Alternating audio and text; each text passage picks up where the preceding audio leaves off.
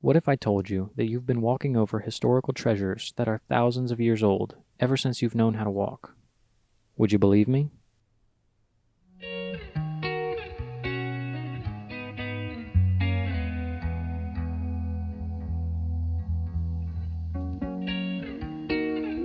I've been looking for and collecting Native American artifacts ever since I was 7 years old. It's something that started with my father. He would take my siblings and I out looking for artifacts as a way to teach us about history and to get us outside more. Bottom of the arrowhead. I didn't even know what it was at first. Bring it to me, I want to see. Only the bottom of it was sticking out. Watch your step. Oh, that is I incredible. can't believe it. My legs are shaking. Man, you got so lucky on your... How long you been in here? 10 seconds. 10 seconds, you already found something. You didn't even get to eat your snack yet. No. Put it in your pocket, don't lose it. Excellent. Try to let me pick it up. Let me take a picture of it next time if you can tell it's an arrowhead, okay? And it quickly grew from a wholesome activity to a passion and a fascination. Hey, Daddy. They got a scrape like your big one made of rose shirt, but it's a different kind of shirt. Yeah. Flint. Oh yeah, that's a real nice little scraper right there. Isn't it crazy we have found some of this stuff like they have? Except that. No, I don't think we found anything like that. You could have found a tip of it. You're right. But what are Native American artifacts? And why should we care about them? I spoke with a few experienced collectors, one of them being my dad, and asked them these same questions. To most people, it's just a rock. You know, this is not a very well-defined mole, but you can see the 3/4 groove on it. This would become essentially a weapon and a tool at the same time. Arrowheads are usually smaller and much more symmetrical. The terms that a lot of people will use who collect, or I'm sure in archaeology, they refer to them as points, because they are points. But if you look at some of these, you can just see it lacks the symmetry. It has more of a little bit of a curvature on one side. So you would be thinking that perhaps this one was not an arrow, that was more like a knife. A much better example is this one right here. And you can see how much of a curve is on the bottom, and it's got the stem right here. So you can see it would look like a modern day knife is for us today. And this one right here has the symmetry, but because it has the serration, you know that they were not using that as an arrowhead. This was somebody's knife for cutting through tissue. As I hold these artifacts, I can't help but wonder, you know, whose hand made this and what stories does it tell? We can only speculate. But this represents part of that process of from where it is we came and how we got to be where we are today. Every artifact is unique. You know that someone lost that artifact. Someone laid that artifact down. A human hand made it, and a human hand left it. And now you're the first human to pick it up in possibly thousands of years. I think that's the connection that I have, is just trying to answer questions that people have about those that came before us. I think we're all curious. You know, we all want to know who they were. And even though they're gone, what they left behind is extremely important for us to at least get a feel and an understanding for what they did when they were here. I've got an artifact right here that I have not yet removed from the clump of dirt that I found it in, which drives my son absolutely insane. He's like, come on, take it out, take it out. But at the same time, I wanted to represent, you know, this is what I mean, you know, that sometimes you just leave it there, you know? This is the way we found it, in a clump of dirt.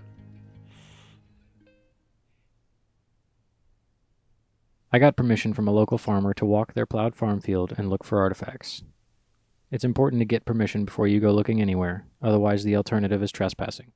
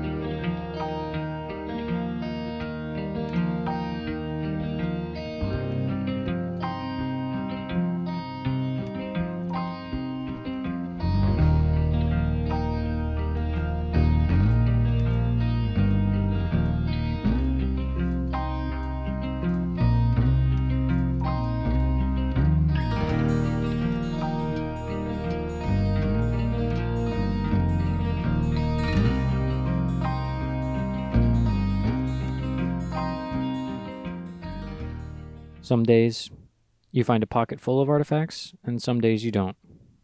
We wanted to keep this as real as it could be, and the reality is, even for experienced collectors, there are some days you don't find anything. But if you know what to look for, chances are you'll be surprised by how often you might find something. These artifacts, looking, collecting, and preserving them is so fascinating to me. It's a meaningful hobby that quickly turned into a passion, and when it's done right, can add to and preserve the rich history of the land we live on. Oh, wow. Look at that. That is a fully grooved, almost 3/4 grooved maul. This is what they would attach to a handle right here. And then they would use animal guts and they'd strap it all around. And it would become either a weapon. And this one is either a weapon or it's a hammer. Bone or wood would be attached to it from right here. That thing is 5,000-10,000 years old, maybe more. Found right out here in a farm field. Pretty freaking amazing, huh? Probably worth $50, but it's not mine. It belongs to all of us. This is the history of Ohio right here, folks. June 1st, 2020.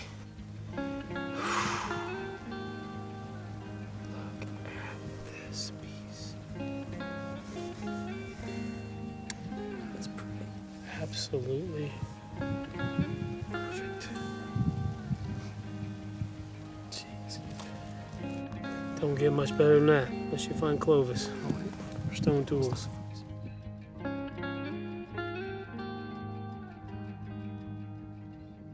Take a moment and imagine what this place might have looked like thousands of years ago. Remember that a person all those years ago crafted these tools by hand, chipped it out of a much larger rock, and used it to survive. Who knows? If we hadn't found these artifacts, they could have been crushed or broken by the plow, or worse, never found at all.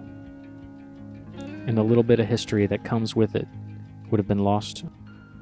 So the next time you're out walking, pause for a moment to think about the ground you're walking on and appreciate the history that happened on it and those that lived here before us. Who knows?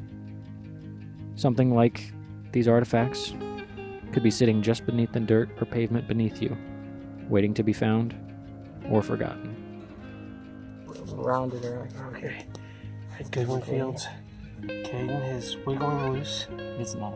Oh, what do we got here? Ooh, What it's do missing we the have bottom here? too. That's a nice piece. It's chunked up at the bottom. Yeah, but you got just one bar. It's definitely bifurcated, isn't it? Oh no, you can't. It's the bottom structure. Oh, You can't too. No, I think it looks like it's bifurcated there. No, these are both the notches. Just came out. Oh, that's pretty though. You're pretty good, buddy.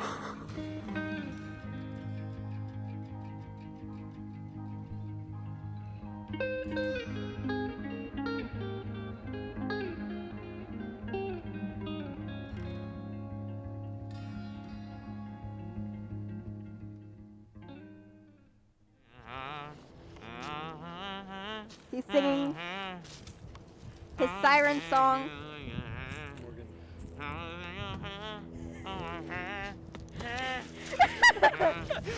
So what part of artifact hunting is this?